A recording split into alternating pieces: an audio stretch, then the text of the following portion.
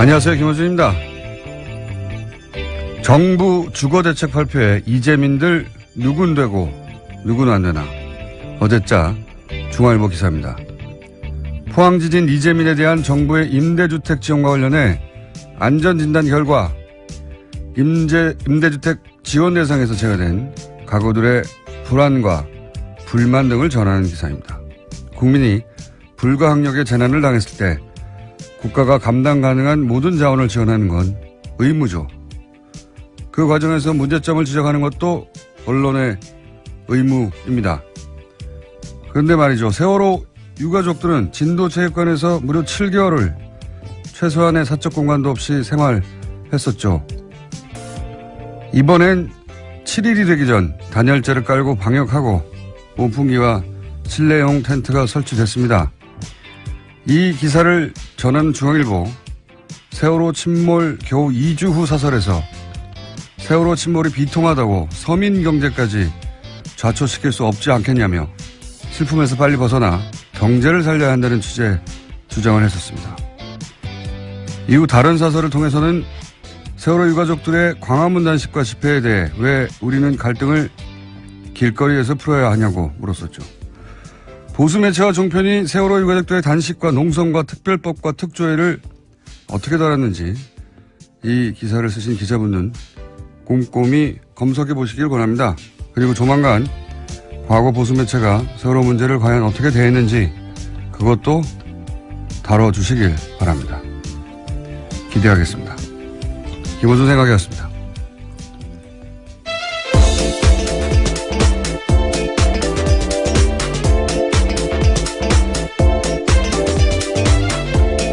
시사인의 김은지입니다. 다른 거 하기 전에 제가 어제가 아니죠. 며칠 전에 이명박 전 대통령 관련해서 아주 작지만 재밌는 제보를 하나 받아가지고 네. 그것부터 제가 단독으로 알려드리겠습니다. 작아서 브리핑에서 얘기할 정도인데 산업은행 한티 지점에 국가대표 테니스 선수 출신의 모 씨가 근무하고 있었대요. 근데 이명박 정부 시절에요? 2010년, 2011년 네. 그 기간에. 근데 그 기간 동안 매주 수요일 오후면은 이명박 대통령이 지적하는 테니스장으로 가서 그분의 테니스 상대를 해주었다. 예. 은행 직원이 대통령을 상대로 테니스 매주 수요일마다 게임을 치르는 게 아무 근거가 없어서 다들 이거 문제라고 생각했지만 대통령이니까 실시했었는데 생각해 보시면 그때가 그리고 나서 2011년 하반기에는 도곡동 지점으로 그분이 옮겼고 계속 상대를 했다고. 근데 당시 산업은행장이 누구냐? 실세라고 하던 강만수 씨입니다. 네, 지금 감옥에 가 있습니다. 뇌물죄로 4년형을 선고받고. 아마도 이제 그 전화해가지고, 산업은행 장한테 그 테니스 선수 좀 보내. 그런 근무를 빼서 테니스를 상대하게 한 게 아니겠는가. 이게 뭐, 사대강이나 자원외교에 비하면 아주 작은 사건이긴 한데, 이명박 대통령 시절 세상이 어떻게 돌아갔는지, 엿볼 수 있는 사건이라 제가 간단하게 제보를 소개합니다. 네. 예, 그 제보가 사실이라면 매주 수요일마다 비었다라는 것도 눈에 띄는데요. 귀에 들어오는데요. 박근혜 전 대통령 같은 경우에도 매주 수요일 일정이 없었다라고 하던데 이명박 박근혜 전 대통령들은 다들 사사로운 업무라고 할 수도 없죠. 예, 네. 그렇네요. 아마 개인적으로 휴일 날 하는 건 상관없죠. 근데 수요일 날 이렇게 테니스 상대를 산업은행에 근무하던 한티 지점에 근무하던 그리고 도곡 지점으로 가신 분과 상대하였다라고 기간도 특정해서 자세히 알려주셨는데 이 정도 내용이면 충분한 것 같아요. 제가 여기까지만. 그리고 그 선수가 누군지도 알려주셨는데 한참 뒤지만 꼭 얘기하고 싶다고 해서 제가 자세히 얘기를 들었습니다. 메모하에 가면. 그런 일이 있었다고 합니다. 자, 첫 번째 뉴스는요. 네, 세월호 참사 이후 박근혜 전 대통령의 행적에 대한 비판이 많습니다. 이와 관련해서 새로운 자료가 보도됐는데요. 어제 SBS가 보도했습니다. 박영수 특검팀이 재판부에 제출한 수사보고서에는 참사 이틀 뒤에 박근혜 전 대통령이 시술이 이뤄졌다라는 내용이 있다라는 건데요. 당시만 하더라도 실종자가 270명이 넘었습니다. 찾기 위한 수색 작업이 한창이었는데 특검이 이렇게 본 근거는 김영재 원장의 카드 사용 내역과 부인인 박채은 씨의 휴대전화 남은 위치 정보였습니다. 김 원장은 4월 18일 청와대 인근 커피 전문점에서 자신의 명의의 신용카드로 결제를 했고요. 또 청와대 관계자를 만나서 청와대로 이동했다라고 특검이 추정하고 있습니다. SBS가 간만에 관련해서 이 이야기는 오래전부터 있었죠. 예. 네, 사실 시사인도 보도한 바가 있는데요. 근데 이제 날짜가 특정됐고 네. 구체적으로 특정한 이유도 등장한 거죠, 처음으로. 근데 이제 저는 이것도 추정치라고 보는 것이 지금 그러니까 사고 후 이틀 만에 성형 시술을 한 것으로 당시 특검은 파악을 한 거 아니겠습니까? 그 근거로 뭐 카드 내역도 남아 있고 당시 김 원장이 청와대 관계자 만나서 청와대 안으로 들어갔고 그 이틀 뒤에는 부인이 청와대 방문을 했고 등등. 그렇게 시술을 한 다음에 사후관리차 부부가 왔다. 이런 정황으로 봐. 그리고 나서 그 시술의 흔적이 그 이후부터 나타났으니 그때 되지 않았겠나 이런 이야기인데 그러니까 적어도 18일이지 딱 18일로 특정할 수는 없다. 더 빠를 수도 있다. 사고 당일일 수도 있다. 이런 생각이 드는 것이 그 4월 16일 날 이제 기억을 되돌려 보시면은 그 올림머리 하는 자매들이 별일 없으면 항상 자동으로 오는데 무슨 외부 일정이 있다든가 혹은 시술이 있을 때만 오지 말라고 사전 통보했다고 하거든요. 네, 전날 받았다라는 거죠. 정성주 정매주 자매입니다. 네, 근데 그 자매가 4월 16일 날 세월호 사고 당일 하루 전날 16일은 오지 말라고 연락을 받았다는 거잖아요. 그러니까 그날은 뭔가 있었던 거예요. 외부 일정이 있거나 시술을 했거나. 그런데 그날 특별히 다른 외부 일정이냐 보면 기록이 없거든요. 그 기간 동안 한 9일 동안 일정이 세월호 관련해서 이제 갔던 일정 2번 빼고는 2번인가 밖에 없어요. 네, 그렇죠. 전체 9일 동안 4건입니다. 9일 동안 4건인데 그중에 2건은 세월호 일정이잖아요. 세월호 사고가 발생해서 생긴 일정이지. 그러니까 9일간 2개거든요. 9일간 2개. 하루에 하나도 아니에요. 일정 전체가 거의 비어 있는 거예요, 거기. 그 기간 동안은. 그 기간이라 하면 세월호 사고 당일부터 9일간. 근데 하루 전날 오지 말라고 통보하였다. 그리고 최소한 이틀 후에는 시술의 정황으로 보이는 일이 있었다. 저는 세월호 당일도 과연 청와대 내에 있었겠는가 하는 의문이 여전히 강력히 듭니다. 네, 또 특수활동비 관련돼서 계속 수사가 진행 중인데요. 이 관련된 비용 문제도 아직까지 제대로 밝혀지지 않았습니다. 그러니까요. 이렇게 다 연결해서 만약에 세월호 당일 혹은 그 다음날 시술을 했고 그것 때문에 세월호 대처가 늦어졌고 그리고 그 돈은 특활비로 썼다. 이러면 완전 완성되는 거죠. 완성. 스토리가. 자, 그렇습니다. 이 뉴스는 앞으로도 계속 나와야 될 뉴스고 단순히 시술을 했네. 대통령이 시술할 수도 있죠. 근데 그로 인해서 어떤 일이 벌어졌는가, 국가적 재난에 어떻게 대처하지 못했는가. 이 얘기는 저는 반드시 다 밝혀서 오래 걸려도 기록으로 남겨야 된다고 봅니다. 다음 뉴스는 뭡니까? 네, 국정원 특수활동비 관련된 소식도 계속 전해드리고 있습니다. 어제는 JTBC가 관련된 정황들을 또 보도했는데요. 박근혜 정부 당시 전현직 국정원장끼리 인수인계하듯이 상납 사실을 확인한 정황이 확인됐다라는 겁니다. 이병기, 이병호 전 국정원장인데요. 이 두 사람 같은 경우에는 이병기 당시 비서실장이 이병호 당시 국정원장에게 잘 가고 있습니까? 여전히라고 국정원 특활비 상납에 대해 물었다라고 합니다. 그러자 이병호 전 원장은 그렇다라면서 특활비가 잘 전달되고 있다라는 취지의 답을 했다라고 합니다. 이거는 국정원장들이 영장실질심사 혹은 검찰 수사에서 일정 정도 거짓말했다는 걸 드러내는 것이기도 하네요. 왜냐하면 대통령 요청을 받고서 그래서 알게 됐고 줬다 이거였는데 그게 아니라 국정원들끼리 다 얘기했다는 거 아닙니까? 네, 인수인계한 정황이 드러났다라는 거라서요. 알겠습니다. 다음 뉴스는요? 네, 홍준표 자유한국당 대표가 특수활동비 사용과 관련해서 또다시 말을 바꿨습니다. 어제 관련된 내용들을 전해드린 바가 있는데요. 원혜영 의원의 반박이 나오자 그 부분은 내 기억에 사고일 수 있다 이렇게 밝힌 겁니다. 그러면서도 이는 국회 오랜 관행이다라는 건 여전히 주장하고 있는데요. 사쿠라 논쟁으로 번지는 건 잘못됐다라는 식의 주장도 하고 있습니다. 그러니까 이제 이것이 의외로 홍 대표의 발목을 크게 잡을 수도 있겠다. 어제 잠깐 말씀드렸는데 이제 몇 번 해명이 변했는데 이제 가장 최신의 해명은 이렇습니다. 개인적으로 월급에서 일정 정도 빼서 정치적 성격의 돈을 써왔다. 뭐 예를 들면 뭐 누구 만나는데 여야 인사들 만나는데 썼다든가 뭐 그런 의미겠죠. 써왔는데 이제 판공비가 운영위원장이 되고 판공비가 나오면서 그 월급들이 그만큼 세이브가 될 거 아닙니까? 그러니까 그걸 집에다 줬다. 이게 최신의 해명이에요. 가장. 근데 이것도 사실은 제가 보기엔 불완전한 게 그러면 첫 달만 그랬어야죠. 계속해서 월급에서 쓰려고 빼둔 돈이 있었는데 그 목적으로 판공비 다음 달도 나오네? 그래서 또 주고 그러진 않았을 거 아닙니까? 그러니까 이 해명도 첫 달만 그랬어야 하고 나머지 달들은 판공비가 계속 나오니까 월급에 따로 뗄 필요가 없잖아요. 그러면 예 그것도 이 해명도 불완전해요. 저는 이 해명이 또 한 번 업그레이드 되지 않으면 크게 발목을 잡을 수 있겠다. 지금 4천만 원 정도 매달 나오는데 여기저기 줬다는 거를 합쳐도 1,000만 원 이상 비거든요. 네. 원혜영 의원뿐만이 아니라요. 서가본 당시 의원 같은 경우에도 이 사실에 대해서 부인했습니다. 그런 바가 없다라는 건데요. 10원도 받은 사실이 없기 때문에 거짓으로 거짓을 덮으려고 하지 말라라고 이야기했습니다.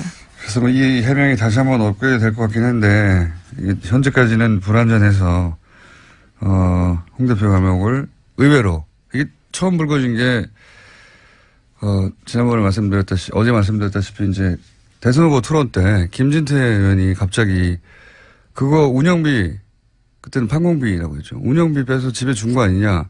뭘 알고 있었는지 그런 지적을 하면서 그때 나온 해명이 이제 점점 계속 발목을 밟고 있는. 예, 성완종 리스트 때 당시에 한나라당 경선 때 돈 받은 거에 대해서 그렇게 해명을 했거든요. 이제 그것에 대해서 다시 한번 김진태 의원이 문제 제기를 했던 그러니까요. 거죠. 혹시 성완종 때 돈 받아가지고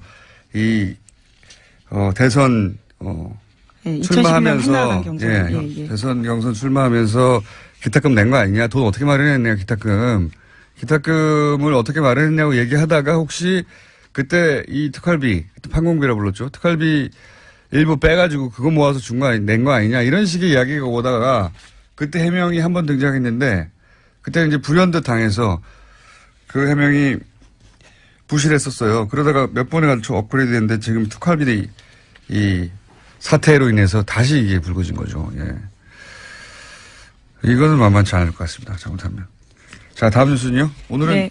순서가 두 게스트가 연이어 2부에 준비되어 있어서 좀 빨리 끝내야 될 것 같습니다. 네, 2008년 BBK 정호영 특검이 다스의 120억 비자금을 찾고도 덮었다라는 의혹은 계속해서 저희도 전해드리고 있는데요. 이와 관련해서 검찰이 사실상 손을 놓고 있다라고 오늘 아침 한겨레신문이 지적했습니다. 서울중앙지검에 보관 중인 특검 수사 기록도 들여다보지 않은 채 시간이 가고 있다라는 건데요. 소위 다스 비자금 공소시효가 3개월 남짓 남았습니다. 검찰 안에서도 신속한 수사 필요하다라는 의견이 나오고 있다라는 겁니다. 이게 공소시효가 내년 2월 21일 날 끝나요. 예, 그러니까 이제 지금으로부터 대략 3개월 남은 거죠. 예.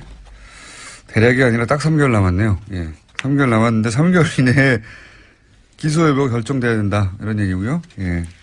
네, 공소시효 관련된 내용은 하나 더 있습니다. 국정원이 최근에 검찰에 수사 의뢰한 2007 남북정상회담 대화록 유출 사건이 있는데요. 이 건 같은 경우에는 공소시효가 한 달도 남지 않았다라고 합니다. 이건 지난 대선 때 일인데 이거는 5년이니까요. 예. 여기 이제 김태호 대외전략기획비서관, 김성환 안보수석, 그리고 김무성 의원도 저는 대상이라고 보는데 이게 한 달도 안 남았어요. 그렇고요. 예.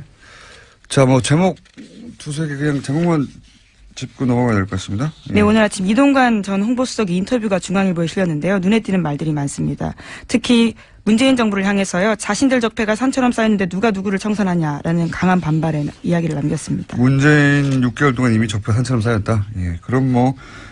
예, 물론 자신들의 적폐라고 했고 문재인이라는 표현은 없는데요. 예. 사실상 문재인 정부를 가리키고 있습니다. 그렇죠. 여기서 자신들이라는 건 그런 거겠죠. 그럼 뭐 5년 한 이명박 전 대통령 때 적폐는 뭐 히말라야 산맥을 이루고 있겠습니다. 지금 문재인 정부의 적폐가 산 하나면 여기는 히말라야 산맥 정도 있을 것이다. 재밌는 말을 많이 했네요. 환부를 매수로 덜어내시듯이 해야지 최소한으로. 네. 그러니까 본인이 그 환부면 어쩌라고 이런 말을 합니까? 어쨌든 그런 인터뷰를 했습니다. 예, 했고. 그리고 보니까, 이런 수도 있네. 통합 관련 이야기. 네, 국민의당이 어제 의원총회 열었는데요. 바른정당과의 통합 문제 놓고 끝장 토론 벌였습니다. 하지만 제대로 결론이 나진 않았는데 안철수 대표는 여기서 통합 추진 공식 선언했지만 호남 의원들이 강하게 반발했습니다. 이건 저희가 목요일 날 박지원 대표가 그때 참석했던 대표가 직접 나오실 테니까 얘기를 자세히 듣겠는데, 안철수 대표 그런 얘기 했다죠. 이번 지방선거에서 통합을 해서 2등을 하면 자유한국당이 사그라들 거고, 그러면은 문재인 정부의 실정도 있을 것이고, 그럼 다음 총선에서 1등을 할 수 있다. 이런 원대한 포부를 제가 말씀드렸잖아요. 결국은 지방선거 실패하고 자유한국당에 사그라들면 거기서 또 떨어져 나온 분들하고 합쳐서 몸집을 불리려고 하는 그런 구사인 것 같다고 해. 실제 그런 구사인 것 같아. 한 말을 보니까. 그 외에 미국 뉴스도 있고 유럽 뉴스도 있는데. 네, 하나만 전해드릴까요? 네. 예, 트럼프 행정부가 지금 AT&T와 그리고 타임워너의 합병을 막아서고 있는데요. 여기에는 CNN 방송에 대한 트럼프 대통령이 적대감이 깔려 있다라는 미국 언론의 분석들이 나오고 있습니다. 이거 굉장히 재밌는 뉴스라서 짧게 말씀드리면, AT&T, 우리 뭐 SK 같은. 예, 거대 통신기업입니다. 네, 통신기업인데, 여기서 이제, 타임워너, 예, 여기 뭐 CNN, 뭐 HBO, 워너브로스 영화사 이런 거 잔뜩. 거대 미디어 그룹이죠. 예. 예. 타임지도 여기서 나오고. 근데 이걸 인수하려고 그랬더니 반독점법 위반이라고, 이런 경우가 사례가 없는데. 네, 법무부가 갑자기 제동을 건 겁니다. 네, 그래서 이제 이쪽에서는 AT&T하고 타임워너에서는 이거 말도 안 된다. 그랬더니 그러면서 이제 이거 이제 CNN이 미워서 그런 거 아니냐. 왜냐하면 트럼프 대통령에 대해서 CNN 뭐 다른 언론도 마찬가지긴 합니다만 CNN이 유독 강력하게 규탄 비판했고 그동안 지속적으로 거기에 대해서 또 트럼프 대통령은 CNN을 유독 찍어서 가짜뉴스라고 그렇죠. 많이 했는데 법무부가 할 말이 없는 게 이 인수가 성사되려면 CNN만 팔면 된다고. 예, 그런 사실들이 있어서요. 굉장히 의심스러운 상황입니다. 뭐가 의심스럽습니까? 그거지. 인수합병 하는데 AT&T한테 우리가 반독점법 제소 안 할 테니까 그 중에서 CNN 하나만 팔라고 그랬거든요. 예, 다른 분야 업체끼리 할 때는 수직적 합병이어서요. 거의 제동 거는 경우가 없는데요. 아주 이례적이라고 합니다. 그러니까 CNN만 팔라고 했다는 자체가 CNN 때문에 트럼프 대통령의 의중이 여기 담긴 것이라고. 이게 밝혀지면 이건 정말 제가 보기에는 끝장날 수도 있다. 재밌는 뉴스였습니다. 여기까지 하겠습니다. 시사인의 김은지였습니다. 감사합니다. 많습니다. 이와 관련해서 새로운 자료가 보도됐는데요. 어제 SBS가 보도했습니다. 박영수 특검팀이 재판부에 제출한 수사보고서에는 참사 이틀 뒤에 박근혜 전 대통령이 시술이 이뤄졌다라는 내용이 있다라는 건데요. 당시만 하더라도 실종자가 270명이 넘었습니다. 찾기 위한 수색 작업이 한창이었는데 특검이 이렇게 본 근거는 김영재 원장의 카드 사용 내역과 부인인 박채은 씨의 휴대전화 남은 위치 정보였습니다. 김 원장은 4월 18일 청와대 인근 커피 전문점에서 자신의 명의의 신용카드로 결제를 했고요. 또 청와대 관계자를 만나서 청와대로 이동했다라고 특검이 추정하고 있습니다. SBS가 간만에 관련해서 이 이야기는 오래전부터 있었죠. 예. 네, 사실 시사인도 보도한 바가 있는데요. 근데 이제 날짜가 특정됐고 네. 구체적으로 특정한 이유도 등장한 거죠. 처음으로.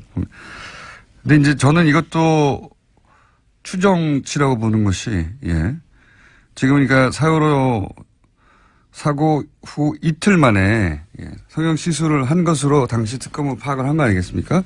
그 근거로 뭐 카드 내역도 남아 있고 그런 근무를 빼서 테니스를 상대하게 한 게 아니겠는가. 이게 뭐 사대강이나 자원외교에 비하면 아주 작은 사건이긴 한데 이명박 대통령 시절 세상이 어떻게 돌아갔는지 엿볼 수 있는 사건이라 제가 간단하게 제보를 소개합니다. 예, 그 제보가 사실이라면 매주 수요일마다 비었다라는 것도 눈에 띄는데요. 귀에 들어오는데요. 박근혜 전 대통령 같은 경우에도 매주 수요일 일정이 없었다라고 하던데 이명박 박근혜 전 대통령들은 다들 사사로운 업무라고 할 수도 없죠. 예, 그렇네요. 아마 개인적으로 휴일 날 하는 건 상관없죠. 근데 수요일 날 이렇게 테니스 상대를 산업은행에 근무하던 한티 지점에 근무하던 그리고 도곡 지점으로 가신 분과 상대하였다라고 기간도 특정해서 자세히 알려주셨는데 이 정도 내용이면 충분한 것 같아요. 제가 여기까지만. 그리고 그 선수가 누군지도 알려주셨는데 한참 뒤지만 꼭 얘기하고 싶다고 해서 제가 자세히 얘기를 들었습니다. 메모하에 가며. 그런 일이 있었다고 합니다. 자, 첫 번째 뉴스는요.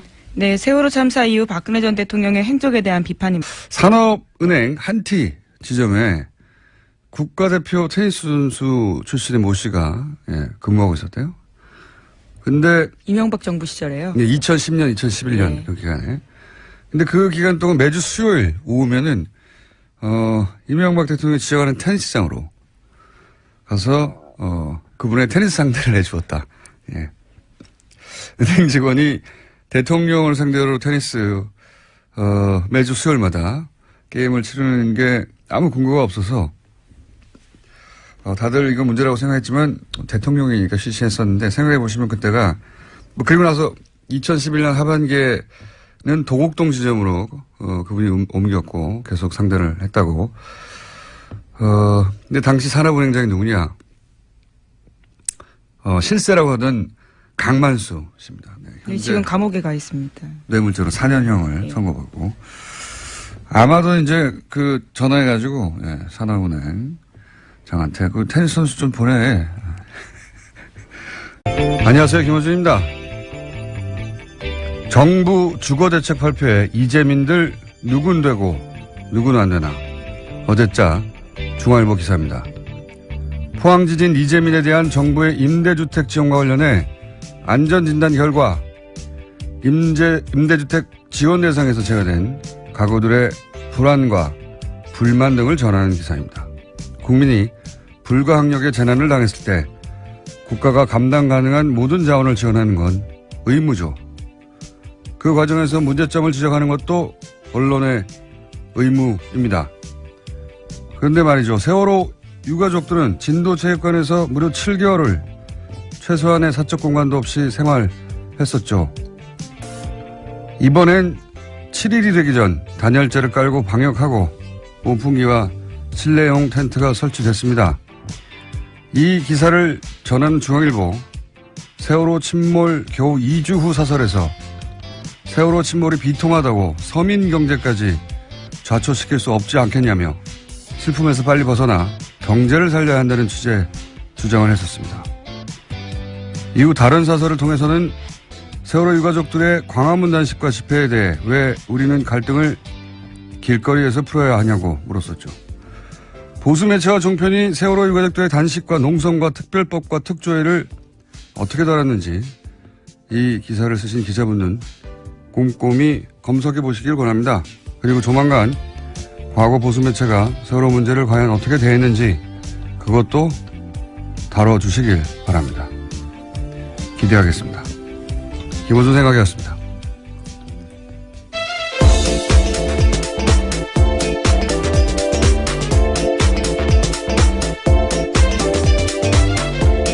시사인의 김은지입니다. 다른 거 하기 전에 제가 어제가 아니죠. 며칠 전에 이명박 전 대통령 관련해서 아주 작지만 재밌는 제보를 하나 받아가지고 네. 그것부터 제가 단독으로 알려드리겠습니다. 작아서 브리핑에서 얘기할 정도인데